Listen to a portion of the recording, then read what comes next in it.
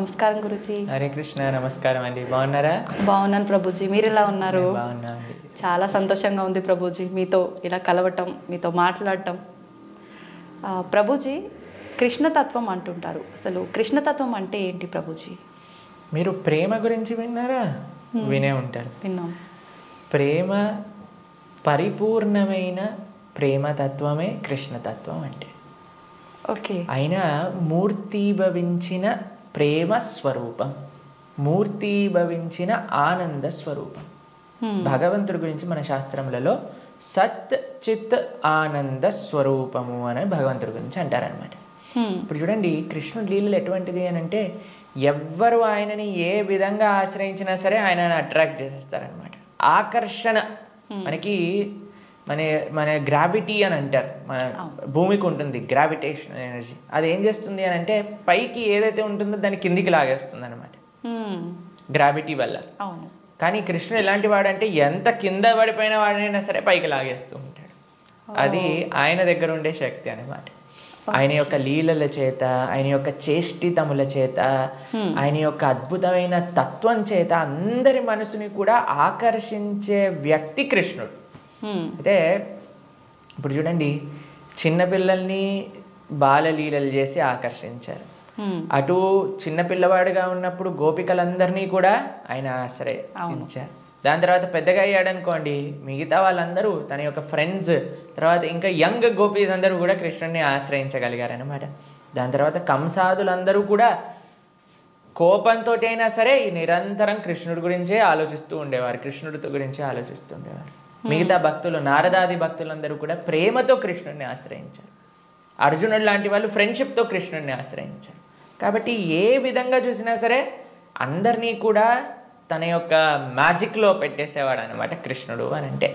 కృష్ణతత్వం మనకి అన్నిటికంటే పరిపూర్ణమైన తత్వము అని చెప్తారు భగవద్ అవతారములలో. మనకి భాగవతం చెప్తుంది, సాక్షాత్గా అన్ని అవతారముల యొక్క ఏదైతే మూల కారణం ఉందో అది కృష్ణతత్వం అని కూడా మనకి చెప్తారు శ్రీమద్ భాగవత ప్రమాణంగా చూస్తే. ఓకే. అయితే స్వామి అద్భుతమైన ప్రేమ, ధర్మము, ఆనందము వీటన్నిటితో కూడుకున్న తత్వమే కృష్ణతత్వం అన్నమాట. ఓకే. అయితే ప్రభుజీ, హిందువులు కృష్ణుణ్ణి అసలు ఎందుకు పూజించాలి ప్రభుజీ? హిందువు అని అంటేనే రామకృష్ణాదులందరినీ కూడా ఆరాధన చేసేవారే. సనాతన ధర్మానికి ఒక మూల స్తంభం, లేదా ఒక విధంగా చెప్పాలి అని అంటే సనాతన ధర్మానికి ఒక అన్నిటికంటే ముఖ్యమైన గ్రంథం మనకి భగవద్గీత. కృష్ణుడిని గీతాచార్యుడు అని అంటారు. కృష్ణం వందే జగత్ గురుం. మనందరికీ గురువు ఎవరు అని అంటే అది శ్రీకృష్ణుడే. గీత ద్వారా అసలు హిందూ అని అంటే ఏంటి, సనాతన ధర్మానికి చెందినవారు అని అంటే ఏంటో తెలుసా అండి? మనకి భగవంతుడి పైన నమ్మకం ఉంటే మనం హిందువులం కాదండి, మనం సనాతన ధర్మానికి చెందిన వాళ్ళం కాదు. మన శాస్త్రముల పైన నమ్మకం ఉంటే మన హిందువులం అవుతాం. చాలా మంది అనుకుంటారు, మేము గుడికి వెళ్తామండి, మేము బొట్టు పెట్టుకుంటామండి, మేము భగవంతుడికి అగరబత్తి తిప్పుతామండి కాబట్టి మేము హిందువులం. Sorry sir, you are not Hindu. మనం ఎప్పుడైతే గీత, భాగవత, రామాయణాదులు అన్నిటినీ కూడా ఒప్పుకుంటాం అప్పుడు మనం హిందువులం అవుతాం అన్నమాట. ఎందుకంటే మనకి భగవంతుడి గురించి ఎలా తెలిసిందండి? మీ కృష్ణుడు ఉన్నాడు అని ఎలా తెలిసింది? భాగవతం నుంచి తెలిసింది. రాముడు ఎలా ఉన్నాడు అనేది తెలిసింది రామాయణం నుంచి తెలిసింది. మనం రామాయణము, భాగవతము, భగవద్గీత, ఉపనిషత్తులు, వేదములు వీటిని ఒప్పుకున్నప్పుడే మనం భగవంతుడికి నమ్ముతాము అని మనకి ఆచార్యులు చెప్తారనమాట. కాబట్టి ఆస్తికత అని అంటే గ్రంథములపైన నమ్మకం పెట్టడం, మన శాస్త్రములపైన నమ్మకం పెట్టడం, మన ఆచార్యులపైన నమ్మకం పెట్టడం. కాబట్టి మనందరికీ ఎవరైతే కృష్ణుడు భగవద్గీతలో ఒక విషయం చెప్తారు, ఏంటో తెలుసా అండి? అహం బీజ ప్రదాపిత అని అంటారు. మనందరికీ తండ్రి ఆయనే. మనందరం కూడా మమై వాంసో జీవలోకే జీవభూత సనాతన అని అంటారు గీతలో. మనందరం కూడా కృష్ణుడి యొక్క అంశములు, చిన్న tiny part and parcels of Krishna అని అంటారు. అంటే మీకు ఎక్స్ప్లెయిన్ చేయాలి అని అంటే ఒక పెద్ద బంగారపు ముద్ద ఉందనుకోండి, 1 కేజీ బంగారపు ముద్ద ఉంది, మీకు ఒక ఉంగరం చేయించుకోవాలి అని అందనుకోండి, దాంట్లో కొద్ది బంగారం తీసి మనం ఉంగరం చేయిస్తాం. అవును. కృష్ణుడు ఆ బంగారపు ముద్ద లాంటి వారనమాట, మనమేమో చిన్న చిన్న ఉంగరం లాంటి వాళ్ళం అనమాట. కాబట్టి మనకి కృష్ణుడికి ఉండే సంబంధం ఏంటి అని అంటే జీవేర స్వరూపహోయ్ కృష్ణేర నిత్యదాస్, మనందరం భగవంతుడి యొక్క దాసులం, భగవంతుడికి సేవకులం అనమాట. కాబట్టి ఆయన సేవ చేయకపోతే ఇంకా మనిషే కాదు కదండి. దుర్లభో మానుషో దేహో తదపి దుర్లభమర్థతం మనుష్యత్వం ముముక్షత్వం వైకుంఠ ప్రియదర్శనం. ఈ మానవ జన్మ లభించిందే భగవంతుని తెలుసుకోవడానికి. కాబట్టి ఆ భగవంతుడి ఆరాధన అనేది ప్రతి ఒక్కరూ తప్పకుండా చేయాలి. మన సనాతన ధర్మంలో కృష్ణ రామ ఆ యొక్క సేవ, వాళ్ళ యొక్క తత్వాలను మనం శ్రవణం చేయటం, వాళ్ళకి సేవ చేయటం అనేది చాలా ముఖ్యం. కాబట్టి ప్రతి ఒక్కళ్ళు కూడా చక్కగా కృష్ణుని ఆశ్రయించాలి, కృష్ణుడి యొక్క భక్తి చేయాలి. ఓకే. అయితే ప్రభుజీ, కృష్ణుడిని ఆరాధించాలంటే కృష్ణుడి విగ్రహం అనేది మనం ఇంట్లో పెట్టుకొని ఆరాధించాల్సి ఉంటుందా గురూజీ? అసలు ఎందుకు పెట్టుకోవాలి కృష్ణుడి విగ్రహాన్ని? కృష్ణుడి యొక్క విగ్రహం ఎందుకు పెట్టుకోవాలి అని అంటే, మనం మీకు ఒక విషయం చెప్తానండి. మీకు చాలా ప్రేమ ఉన్ని వ్యక్తిలోని ఎవరైనా ఉన్నారనుకోండి, మీరు ఏం చేస్తారు, మా కాలేజ్లో మేము ఇంజనీరింగ్ చదువుకునేటప్పుడు చూసేవాళ్ళం అనమాట. ఎవరికైనా గర్ల్ ఫ్రెండ్ బాయ్ ఫ్రెండ్ ఉన్నారనుకోండి, వాళ్ళు ఏం చేస్తారు తెలుసా, స్క్రీన్ సేవర్ పైన వాళ్ళు ఫోటో పెట్టుకునేవారు అనమాట.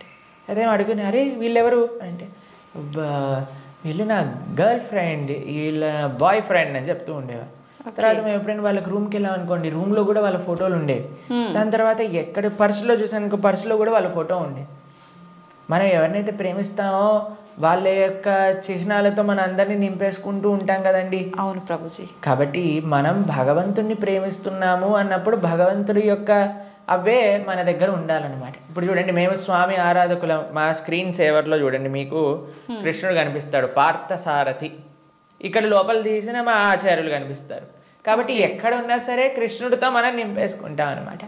కృష్ణుడు మనకి ఎల్లప్పుడూ గుర్తుండాలి. చాలామంది అంటారు, ప్రభుజీ మాకు కృష్ణుడు గుర్తు రావాలి, రోజంతా మేము కృష్ణ స్మరణలో ఉండాలి అని అంటే భగవంతుడి యొక్క నామం జపం చేయటం, భగవంతుడిని ఆరాధన చేయటం అనేది చాలా ముఖ్యం.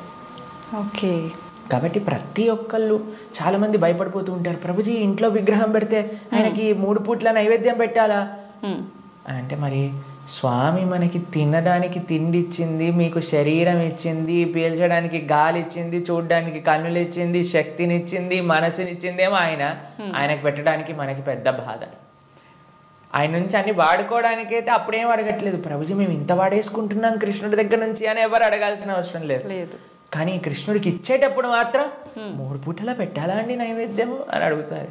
నిజంగా అలా పెడితేనే కృష్ణ పరమాత్ముడు మనందరినీ అనుగ్రహిస్తాడా ప్రభుజీ? మీరు ఒక్క విషయం చెప్తానండి. మీ ఇంటికి ఒక గెస్ట్ని తీసుకొచ్చారు, ప్రభుజీ గెస్ట్కి 3 పూట్ల పెడితేనేనా అండి ఆయన పట్ల ప్రేమ ఉన్నట్టు?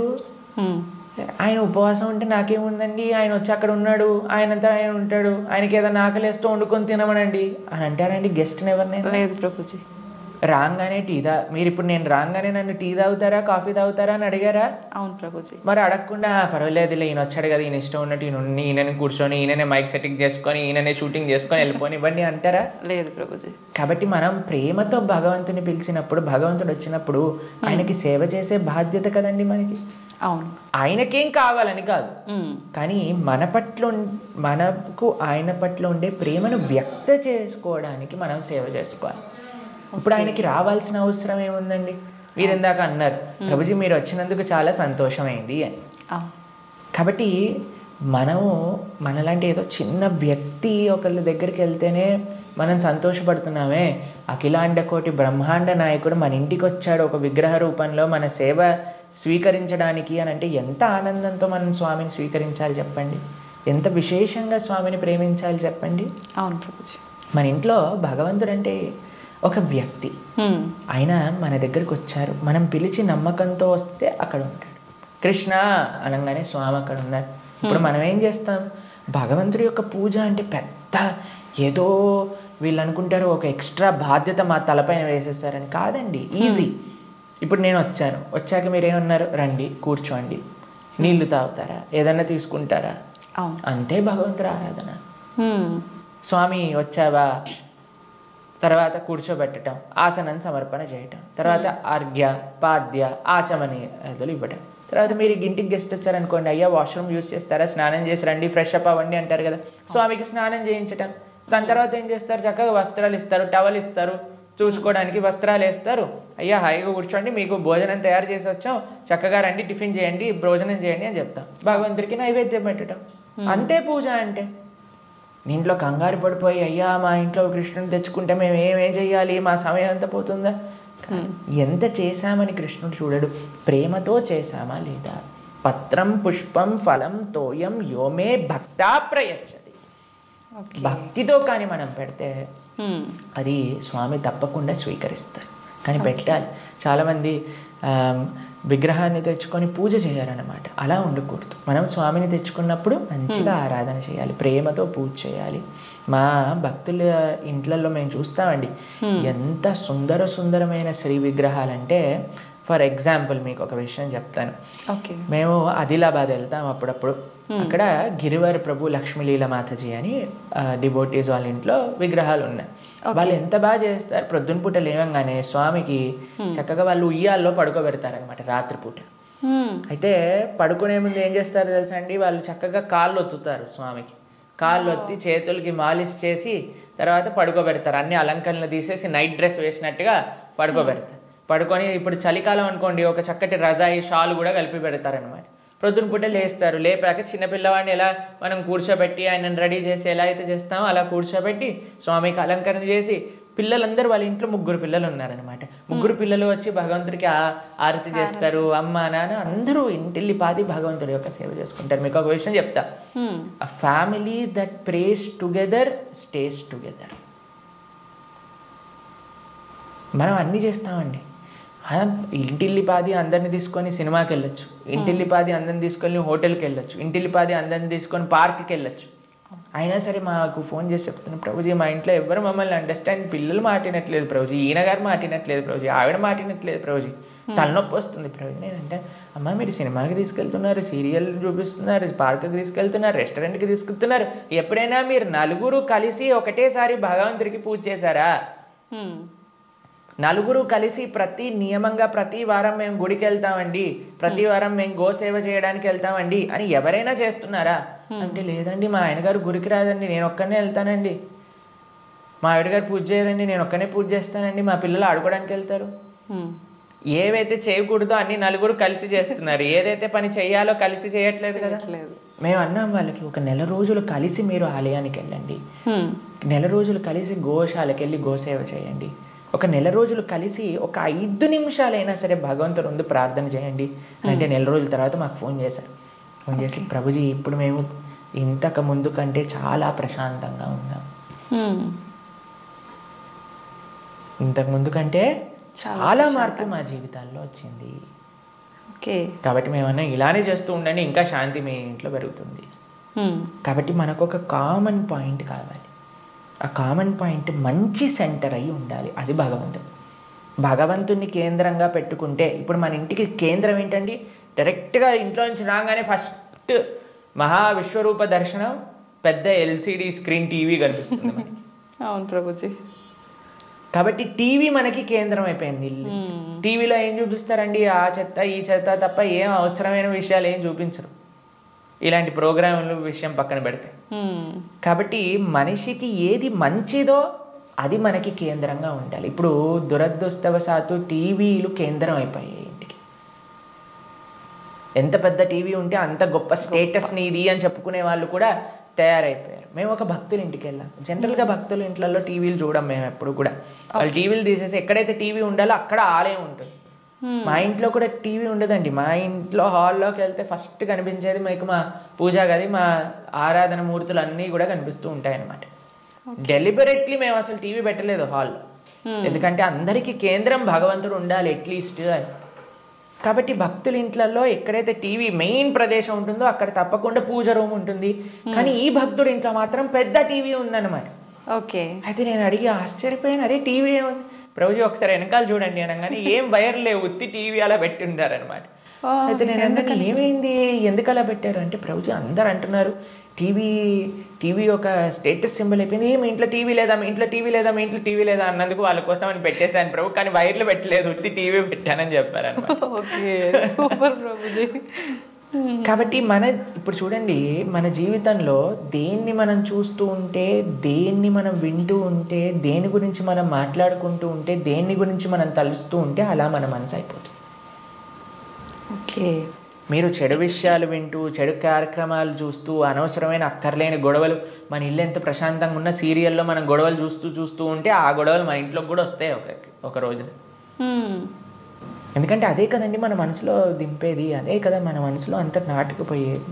మేము చిన్న చిన్న పిల్లల్ని చూస్తాం, అప్పుడప్పుడు విచిత్రమైన స్లాంగ్లో మాట్లాడతారు. ఓయ్ ఏంట్రా ఇది ఎక్కడ పట్టుకున్నావు నువ్వు అని అంటే, ఆ సినిమాలో అలా మాట్లాడా హీరో. ఓకే. మేము స్కూల్లో చదువుకుంటున్నప్పుడు మాకు గుర్తుందనమాట, ఒకసారి మేము ఒక బర్త్డే పార్టీకి వెళ్ళినప్పుడు మా ఫ్రెండ్ ఇలా షర్ట్ టక్ చేసుకుంటారు కదా, ఒకవైపు వదిలేశాడు అనమాట, ఒకవైపు టక్ చేసుకున్నాడు. నేను రే నువ్వు ఇంకో వైపు టక్ చేసుకుంటా మర్చిపోయావురా అని అంటే, అది కాదు ఇప్పుడు ఇది లేటెస్ట్ ఫ్యాషన్ అని అన్నారు. ఎక్కడ చూసావు నువ్వు అని అంటే, సినిమాలో చూసాను. కాబట్టి ఏదైతే చూస్తామో మనం దాన్ని అనుకరిస్తాం, ఏదైతే వింటామో అదే మనం అనుకరిస్తాం. కాబట్టి మేం చెప్పేది జనాలకి ఏంటి అంటే, మంచిని చూడండి, మంచిని వినండి కదా, మంచి విషయం గురించి ఆలోచించండి. భగవంతుడి కంటే మంచి విషయం ఏముందండి ఈ ప్రపంచంలో? అవును. కాబట్టి మన ఇంట్లో మంగళకరంగా ఉండాలి అని అంటే, ఇక్కడ చూసినా భగవంతుడి గురించి ఉండాలి, ఇక్కడ చూసినా భగవత్ స్పృహ అనేది మనకు కలగాలి. మా ఇంటికి వచ్చిన వాళ్ళందరూ ఏమంటారో తెలుసా అండి, ఈ ఇల్లుకి ఉత్తి గోపురం తక్కువ, ఆలయమే సాక్షాత్తుగా అని అంటారు. మా అమ్మ వాళ్ళు ఉండే ఇల్లు మా ఇల్లు అని అంటే, మేము ఉండేది ఆశ్రమంలో, కానీ మా పేరెంట్స్ ఉండే. ఎక్కడ చూసినా మీకు ఎటువైపు చూసినా కృష్ణుడు కనిపిస్తూ ఉంటాడు, కృష్ణుడి యొక్క వివిధ లీలలు కనిపిస్తూ ఉంటాయి. అట్లీస్ట్ మనం మర్చిపోనే స్థితిలో ఉన్నా సరే అటు చూస్తే, ఓ కృష్ణలీల, కృష్ణుడు ఇలా గోవులను కాయడానికి వెళ్తున్నారు, ఇక్కడ గోపికలతో చక్కగా నృత్యం చేస్తూ ఉన్నారు, ఓ ఇక్కడ యశోదమ్మతో ఉన్నారు అని మనకు ఆ స్పృహ రావాలి. కాబట్టి మనం 24 గంటలు మనం ఒక పాజిటివ్ ఎన్వైరన్మెంట్లో ఉండటం వలన, భగవంతుడికి దగ్గరగా ఉండటం వలన అది మనకి మంచిది. కాబట్టి ప్రతి హిందువు అని అంటేనే శ్రీ విగ్రహ ఆరాధన అత్యంత ముఖ్యం. మనము భగవంతుడి యొక్క అస్తిత్వాన్ని, భగవంతుడు అన్నిటికంటే కృప ఏంటో తెలుసా అండి, ఆయనకి ఒక విగ్రహ రూపంలో మన దగ్గరికి రావడం. ఓకే. ఆ కృపని మనందరం, ఈ సనాతన సాంప్రదాయం పాపం మిగతా వాళ్ళకి ఆ అదృష్టం లేదు, వాళ్ళకి ఆ ఆనందం అంటే ఏంటో తెలియదు. కానీ మన సాంప్రదాయంలో ఆ విగ్రహ ఆరాధన, ఆ సేవ, భగవంతుడికి ఆ ప్రేమపూర్వకమైన సేవ చేస్తే అండి, అసలు దానికంటే గొప్ప ఆనందం ఈ ప్రపంచంలో ఇంకొకటి లేదు. కాబట్టి అటువంటి అదృష్టాన్ని మనం వదిలేసి పూజ చేయాలా, పూజ ఎందుకు చేయాలి, పూజ చేస్తే 3 పూట్ల నైవేద్యం పెట్టాలా, పూలు తీసుకొని రావాలా, మాల కట్టాలా, బట్టలు వేయాలా, అయ్యో రామ, మాకు ఇలాంటి ప్రశ్నలు ఇస్తే మాకు చాలా బాధేస్తుంది అనమాట. ఎందుకంటే మన పెద్దలందరూ, మన ఆచార్యులందరూ, మన గురువులందరూ భగవంతుడి యొక్క ఆరాధన ఎలా చెయ్యాలి, ఎంత బాగా చెయ్యాలి అని జీవితం యొక్క గోల్ భగవంతుడి ఆరాధన కోసం పెట్టేస్తే, భగవంతుడి యొక్క శ్రీమూర్తులను కాపాడటంలో పెట్టేస్తే, మనం మాత్రం ఇప్పుడు మోడర్న్ డే 21st సెంచరీ హిందువులు పూజ చేయాలా అని అడిగే స్థితిలోకి వచ్చేసారు. కాబట్టి వెరీ అన్ఫార్చునేట్. పూజ చేస్తున్నాము అంటే చాలా వరకు భయం ఒకటి మొదలైంది ప్రభుజీ అందరిలో. ఏం చేస్తే ఏం తప్పు అవుతుందో, దానివల్ల మాకేమన్నా మళ్ళీ అపచారం జరుగుతుందో, ఇట్లాంటి భయాలు ఎక్కువైపోయినాయి ప్రభుజీ. అదే కదా, ఎందుకంటే మనం దేవుడితో బిజినెస్ చేయాలి అని ప్రయత్నిస్తున్నాం కాబట్టి. బిజినెస్ ట్రాన్సాక్షన్స్లో ఏదైనా తప్పు రాసాం అనుకోండి, అయిపోయానండి. బిజినెస్ ట్రాన్సాక్షన్స్లో ఏదైనా తప్పు చేసాం అనుకోండి, ఎందుకంటే వీడు ఏం ఆలోచిస్తున్నాడు, ఇప్పుడు నేను ఇది ఇలా చేస్తే దేవుడు నాకు అది అలా ఇవ్వాలి, అయ్యా నువ్వు నాకు 1 కోటి రూపాయలు ఇస్తే నేను నీకు 10 కొబ్బరికాయలు కొడతాను. ఏంటి దేవుడు మీకు 1 కోటి రూపాయలు ఇస్తే మీరు 10 కొబ్బరికాయలు కొడతారా? దేవుడికి ఎంత పెద్ద దానం ఇస్తున్నాడు చూడండి దేవుడికి. అసలు ఇలా తయారైపోయాం కదండి. మనకి ఏం అవసరం లేదు, ప్రేమ మనకు అవసరం లేదు భగవంతుడి పట్ల. దేవుడా నువ్వు నాకు ఇది ఇవ్వు, నాకు ఆరోగ్యాన్ని ఇవ్వు, నాకు బట్టలు ఇవ్వు, నాకు డబ్బులు ఇవ్వు, నాకు కార్లు ఇవ్వు, నాకు ఇల్లులు ఇవ్వు, నాకు పిల్లలు ఇవ్వు, నాకు పెళ్లి చెయ్యి. మనం తిరుపతి ప్రవచనాలు చెప్తూ ఉంటే, ఒక మంచి భార్య కోసం తిరుప్పావై వ్రతం చేయొచ్చా, మంచి భర్త కోసం తిరుప్పావై వ్రతం చేయొచ్చా? ప్రతిదీ కూడా మనం మన కోరికలు తీర్చుకోవడానికి భగవంతుని వాడుకుంటున్నాం. ఐ నో ATM మషిన్ లాగా. కార్డు పెట్టామా, డబ్బులు తీసుకున్నామా, దాని తర్వాత వదిలేసాం అంతే. కాబట్టి భగవంతుడు అంటే మనకి సేవ చేయడానికి వచ్చినవాడు కాదండి. భగవంతుడు అంటే మనం ఆయన సేవ చేయాలి, ఆయనను మనం ఆశ్రయించాలి, ఆయనను మనం సేవించాలి. ఇప్పుడు మీకు ఒక విషయం చెప్తానండి. ఒక చిన్న పిల్లవాడు ఉన్నాడు, తల్లి ఇలా ఎత్తుకుంది. మేము చిన్నప్పుడు చూస్తాం, మేము కూడా చేసే ఉంటాం. అప్పుడప్పుడు అమ్మ జుట్టు పట్టుకొని ఇలా పీకుతారు చూసారా, పిల్లలు ఇలా పట్టుకొని ఇలా పీకేస్తుంటే అమ్మ అంటే ఓ ఇలా తీసేసి ఓ మా కన్నా మా బంగారు కొండ అని అంటుంది. అంతేగాని నా జుట్టు పీకినందుకు లాగా ఒకటి పీకి పెడుతుందా పిల్లవాడిని? లేదు ప్రభుజీ. ఎందుకంటారండి? పిల్లల్ని గారాబం చేస్తుంటారు ముద్దుగా, అంటే తెలిసి తెలియని వయసు కదా, ప్రేమ. పాపం వాడికి ఏం తెలుసండి జుట్టు పీకితే నొప్పేస్తుంది మా అమ్మకి అని. కానీ తల్లికి ఆ పిల్లవాడి పైన ప్రేమ అంటే ఏమనిపించదు. అవును, అంతేనా? కొన్నిసార్లు పిల్లలు చూసారా మూత్రం పోసేస్తూ ఉంటారు, తాతగారు ఎత్తుకున్నప్పుడు అమ్మమ్మ ఎత్తుకున్నప్పుడు ఏమని అంటారా అండి? తీసి పిల్లవాడిని ఇలా పడేస్తారా పాట అని ఇంకా హ్యాపీగా ఫీల్ అవుతారు. ఎంత ఒకళ్ళని చూసానమాట మేము, ఓ మా పిల్లవాడు మా మనవాడు మూత్రం పోసాడే అని ఎగిలిపోతున్నాడు ఆయన. ఎందుకు? ప్రేమ ఉంది కాబట్టి భగవంతుడు ప్రేమైకమూర్తి. అందుకే కృష్ణుడి గురించి ఏమన్నాం మనం? ప్రేమ స్వరూపం. ఆయనని మాత్రం మనకి తెలియని తెలుగు, అయ్యా నా భక్తిమాన్, నాకు భక్తి లేదండి, నాకు మంత్రాలు తెలియదు, నాకు నీ పైన అంత ప్రేమ లేదు స్వామి, నాకు తెలిసింది మా గురువులు చెప్పిన విధంగా నీకు పూజ చేస్తున్నా, నువ్వే అన్నిటినీ కాపాడుకో, నువ్వే ఇది ఆరాధన పూర్తి చెయ్యి అని ప్రేమతో చేస్తే స్వామి ఎందుకు అలా చేయడండి? ఎలా చేసినా సరే స్వామి స్వీకరిస్తా. ప్రేమ ఉండాలంతే. కానీ మనకి ప్రేమ అవసరం లేదు, భగవంతుడు అవసరం లేదు. అయ్యా నువ్వు నాకు ఈ కోరిక తీర్చేసేయ్, ఇదే నాకు నీతో ఉండే సంబంధం, ఇంతే. కాబట్టి ఆధ్యాత్మికవేత్తలు కూడా చేసే అన్నిటికంటే పెద్ద పొరపాటు ఏంటంటే భగవంతుణ్ణి కేవలం భౌతిక కోరికల కోసం ఆశ్రయించాలి అని చెప్పటం అన్నిటికంటే పెద్ద అపరాధం. కాబట్టి ఎప్పుడూ అలా చేయకూడదు. స్వామిని ప్రేమతో ఒక తండ్రిలా, ఒక పిల్లవాడిలా, లేదా ఒక స్వామిలా మనం ఆరాధన చేయాలి. కాబట్టి దాంట్లో ఎప్పుడు తప్పు ఉండదండి. ప్రభుజీ, సాధారణ భక్తులు ఆ రకంగా కృష్ణ భగవాను పూజించిన సేవ చేసుకున్నా కూడా వస్తాడా ప్రభుజీ భగవానుడు? ప్రేమతో పిలిస్తే వస్తారు, ఎవరు పిలిచినా వస్తారు, ఎవ్వరు పిలిచినా ఆయన వస్తారు. వ్యాధస్య ఆచరణం ధ్రువస్య వయః విద్యా గజేంద్రస్య కా కుబ్జాయాం కిము నామ రూపమధికం కిం తత్సుధామోదనం వంశక్కో విదురస్య యాదవపతేరుగ్రస్య కిం పౌరుషం భక్త్యా టుష్టతి నహి గుణైర్భక్తి ప్రియో మాధవ. ఒక 5 ఏళ్ల పిల్లవాడు ధ్రువుడు పిలిచాడు, రాలేదా అండి భగవంతుడు? ఒక ఏనుగు పిలిచింది గజేంద్రుడు, వచ్చాడా లేదా? ఒక కుబ్జ అనే ఒక కురూపి స్త్రీ పిలిచింది, స్వామి కృపనిచ్చేశాడు కదా. ఉగ్రసేన మహారాజు, సుధామ, ఆయన పాపం డబ్బులే లేవు. కృష్ణుడు ఏ కులాన్ని చూసో, లేదా జ్ఞానాన్ని చూసో, లేదా డబ్బుల్ని చూసో, అందాన్ని చూసో, వయస్సుని చూసో, యోగ్యతని చూసో రాడండి. భక్త్యా టుష్టతి నహి గుణైర్భక్తి ప్రియో మాధవ. కృష్ణుడున్నాడు, స్వామి పలుకుతాడు అనే నమ్మకంతో ఎవరైతే పిలుస్తారో, ఇప్పుడు ఎవరైనా ఆ శ్రీ భగవంతుడి యొక్క విగ్రహాన్ని చూసి ఇది బొమ్మ అనుకుంటే బొమ్మలానే ఉంటాడండి. ఇది మట్టితో చేశారా అంటే మట్టే ఉంటాడు. స్వామి ఉన్నాడు అని నమ్మితే ఎక్కడైనా భగవంతుడు ఉంటాడు. ఎవరైనా చెప్పారనుకోండి, అరే ఈ మట్టి విగ్రహంలో భగవంతుడు రావటం అపరాధం అని అంటే వాడికి భగవతత్వం గురించే తెలియదు. మీకు ప్రేమ ఉందనుకోండి, ఎక్కడ పిలిచినా ఒక వ్యక్తి వస్తారు. అవునా కాదా చెప్పండి? అవును ప్రభుజీ. మేము ఒక ప్రోగ్రామ్కి వెళ్ళామండి.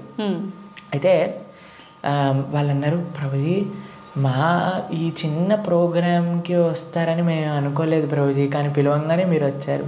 ఒక చిన్న వ్యక్తినండి, ఒక ఇన్సిగ్నిఫికెంట్ పర్సెంట్ లైక్ మీ ఒక దగ్గరికి వెళ్తే వాళ్ళు ఎంత ఆనందపడ్డారు. అరే మా ప్రదేశానికి కూడా వస్తారా, మా ఇంటికి వస్తారా ప్రభుజీ అని ఆనందపడ్డారు.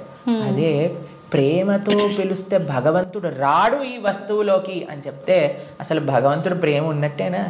అసలు ఆయనకు భగవంతుడి గురించి తెలిసినట్టేనా?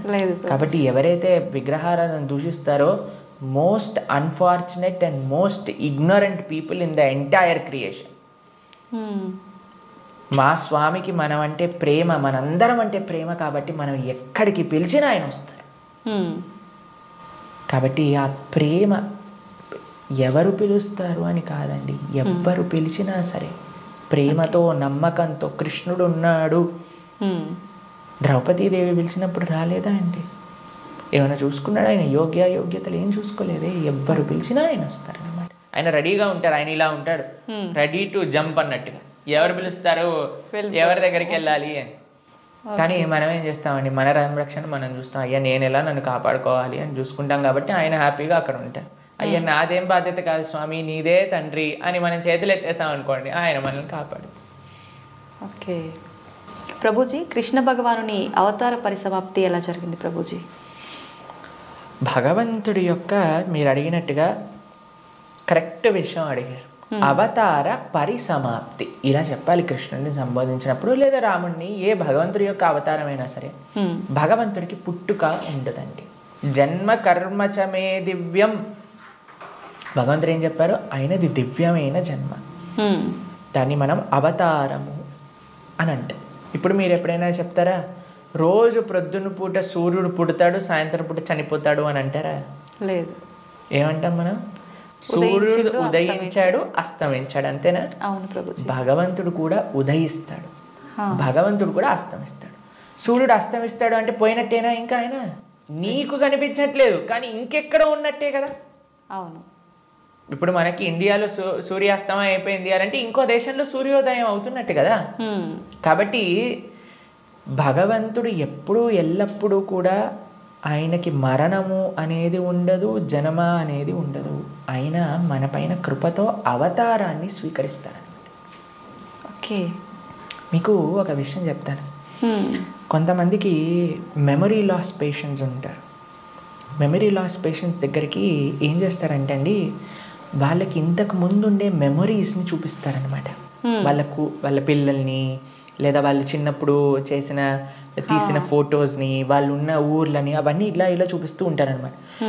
చూపిస్తూ ఉంటే కొన్నిసార్లు ఏదో ఒకటి వాళ్ళ బ్రెయిన్కి ఇలా క్లిక్ అయ్యి అప్పుడు వాళ్ళు గుర్తుపట్టడం ప్రారంభిస్తారనమాట. వాళ్ళు ఎక్స్టర్నల్ కాన్షియస్నెస్లోకి వస్తారు.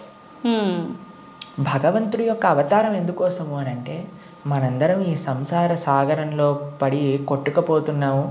ఏదో మనం కూడా మెమరీ లాస్ అయిపోయినట్టు ఇదే నా వాళ్ళు, ఇదే నా ప్రపంచం, ఇదే నా ఇల్లు అని తిరుగుతున్నారు. వీడి నిజమైన స్వరూపాన్ని చూపించాలి అని స్వామి అవతరించి, స్వామి యొక్క లీలల ద్వారా, రామాయణ భాగవతాదుల ద్వారా, అయ్యా ఇది నువ్వు ఈ ప్రదేశానికి చెందినవాడివి అని మనకు చూపిస్తారు. అప్పుడు నేనైతే ఈ మనుష్యుని కాదా, అయితే ఇది నేను ఈ కులానికి చెందినవాడిని కాదా, ఈ ప్రాంతానికి చెందినవాడిని, నేను కృష్ణుడి దాసున్నా, నేను ఉండాల్సింది ఆ భగవంతుడి యొక్క లోకంలో కదా అని మనం కూడా మర్చిపోయిన వాళ్ళకి కొద్దిగా బుద్ధినివ్వడానికి స్వామి అవతార స్వీకారం చేస్తారనమాట. మనందరం పడిపోయి సముద్రంలో పడిపోవడం అంటే ఏంటండి? మునిగిపోవటం. అవును. కానీ సముద్రంలో మునిగేవాడిని కాపాడాలి అని అంటే ఎక్కడో ఆకాశం నుంచి కాపాడలేం కదండి, ఆయన కూడా సముద్రంలోకి రావాలి కదా.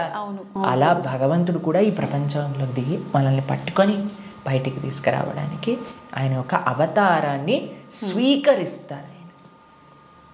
ఆ ప్రయోజనం అయిపోయినట్టు ఏంటి ప్రయోజనం భగవంతుడు అవతరించడానికి? భగవద్గీతలో కృష్ణుడు చెప్పారు, యదా యదా హి ధర్మస్య గ్లానిర్భవతి భారత. అయ్యా ఎక్కడైతే ధర్మం నశిస్తుందో అక్కడక్కడ నేను అవతరిస్తా. పవిత్రానాయ సాధూనాం వినాశాయ చ దుష్కృతాం ధర్మ సంస్థాపనార్థాయ సంభవామి యుగే యుగే. అయ్యా ఎక్కడైతే భక్తుల్ని కాపాడాలో, ఎక్కడైతే అధర్మాన్ని నాశనం చేయాలో, ధర్మాన్ని స్థాపన చేయాలో అక్కడ నేను అవతరిస్తాను అని. కాబట్టి అప్పుడప్పుడు భగవంతుడు వివిధ రూపాలలో అవతరిస్తారు. అవతారం అయిపోయింది అంటే, ఆ ప్రయోజనం అయిపోయింది అన్నప్పుడు అవతార పరిసమాప్తి చేస్తారనమాట. కాబట్టి చాలామంది కృష్ణుడు చనిపోయాడు, కృష్ణుడు పుట్టాడు. కృష్ణుడు పుట్టలేదండి, కృష్ణుడు చనిపోలేదు. కృష్ణుడు అవతరించారు, కృష్ణుడు అవతార పరిసమాప్తి చేశారు.